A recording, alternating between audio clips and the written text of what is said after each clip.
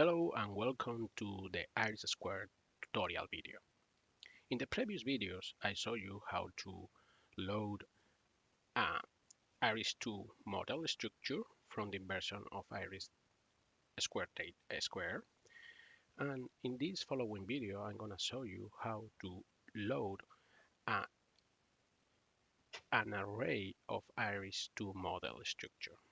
As you remember, we invert a list of files as a result of that inversion with iris2.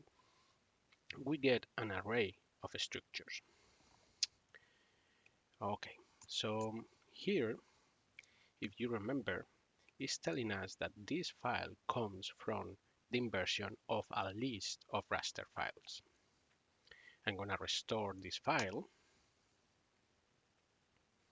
and now you will see how the output, the variable that I saved in this save file, is an array of structures. Array of structures. Okay,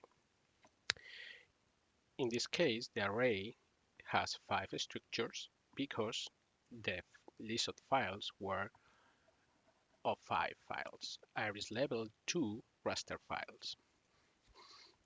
So now when we want to visualize this data, we are going to use exactly the same syntax that we use for our one single iris2 model structure. What is going to happen is that show underscore iris2 model function is going to unwrap, is going to resave the data, and you will see how they look in a few seconds.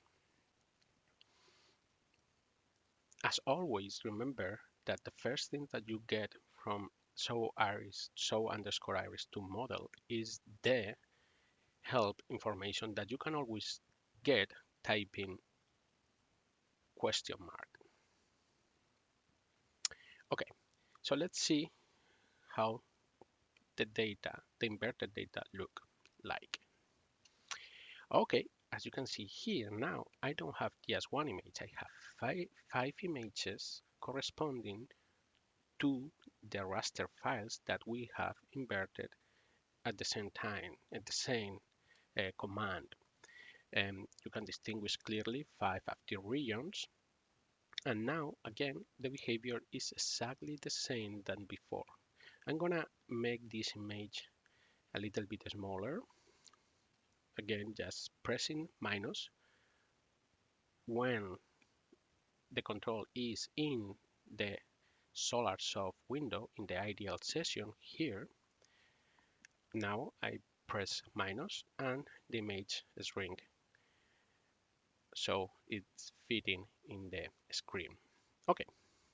Again, the behavior is exactly the same. If you want to move along the model atmosphere, you are gonna press Z or X. I'm gonna move pressing X. If you want to change the threshold of the displayed image, you're gonna press H, J for the lower limit and K and L for the upper limit. I'm gonna decrease the upper limit a little bit. Okay, there we are. Okay, for example here. And again, if now if I now press M, I can toggle between the model atmosphere and the original calibrated data. As we are in the first sample wavelength, the intensity is very low. So either I change the threshold of the image, again pushing K in this case, or you can see now the intensity start to show uh, an image, or I move along the third dimension of the calibrated data. That's it, the wavelength. And you can always show, if you are in level 1 or level 2, you can always show the profiles uh, by, by pressing F, sorry, here. So now you have the original profile in dashed line and the inverted profile in thick line. Again, By pressing Z or S, X, you are moving in the third dimension of this data cube, where is the wavelength. Okay, so now we are approaching to the blue peak of the K line, and this is too saturate. I'm gonna make the upper limit larger. Okay, just by pressing L. Okay, here. So again, you can toggle between the model atmosphere and the intensity. Okay, here you can change pressing V for variable to another variable in the model atmosphere. This is too badly contrasted, so I'm gonna change that limit. Sorry, here, maybe, yeah, so something like that, for example. Okay, again, you can change between the model atmosphere and the intensity monochromatic image at that particular wavelength, or to another, just changing the position. As you can see, the behavior is basically the same.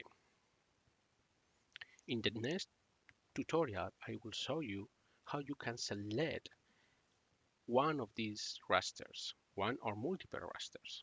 And as you can see, that has an influence at the time to store the selected positions. See you then. Bye.